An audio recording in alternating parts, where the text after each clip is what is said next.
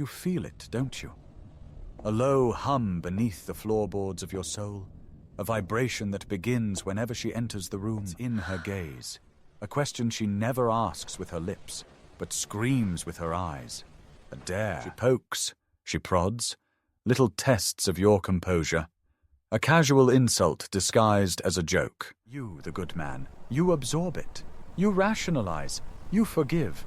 You are the rock, solid and unmoving. She doesn't want a rock. A rock is a thing you can walk away from. A rock has no power to hold her. What she is secretly, desperately begging for is the earthquake. The tremor that proves the ground she stands on is alive and dangerous. This is the final manipulation test. It's not about your patience. It's about your power. She isn't testing if you're a good man.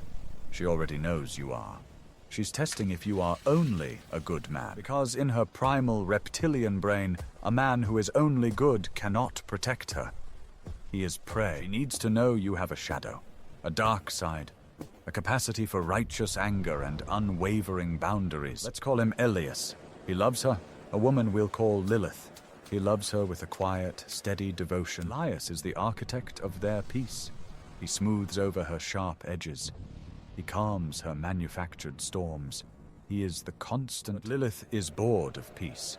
Peace feels like a cage when you secretly want to know the strength of the bars. One night, at a dinner with friends, she aims her arrow.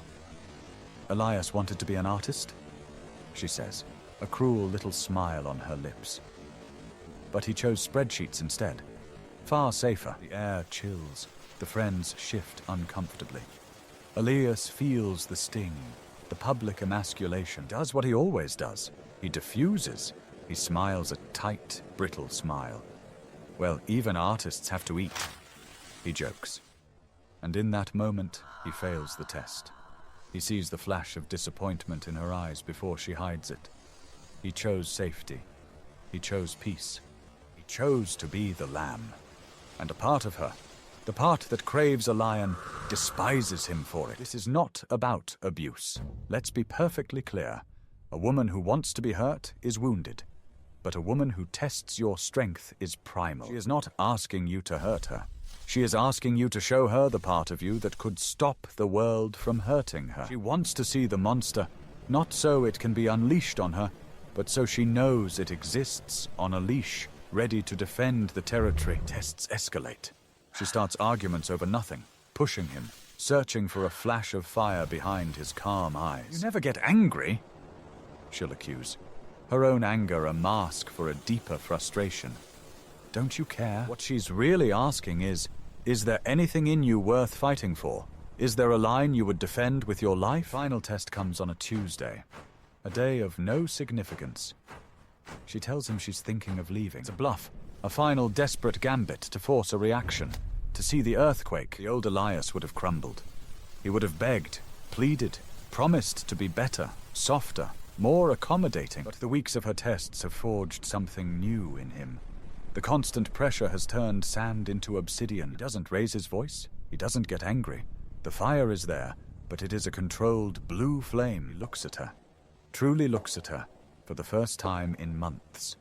Not as a problem to be solved, but as a boundary to be drawn. And he says the words, the two words that contain all the power he has been hiding. Then go. There is no malice in his voice, no anger. Just the calm, terrible finality of a line that has been crossed. This is his dark side. Not chaos, not rage, but the terrifying, sovereign power to let go. And in that moment, Lilith sees it. The earthquake. The lion. The monster she was so desperately searching for. Her bluff is called, her test is passed, and her entire demeanor changes. The fear in her eyes is not the fear of him. It's the exhilarating terror of standing before something truly powerful. The suitcase between them suddenly looks ridiculous. A prop in a childish play that has just ended. She doesn't leave. Of course, she doesn't leave. Leaving was never the point. The point was to know that he could survive her leaving. That his world was not built on her approval.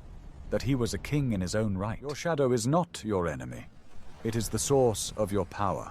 It is your capacity for aggression, for dominance, for saying no and meaning it. To deny it, to repress it, is to make yourself a permanent child, a harmless man, A sheep pretending it has no teeth. Integrating your shadow doesn't mean becoming a monster. It means you have met the monster within you. You have looked it in the eye, and you have earned its respect. She doesn't want the man who flees the darkness. She wants the man who has walked through it and carries the night in his pockets, using its power with intention and control.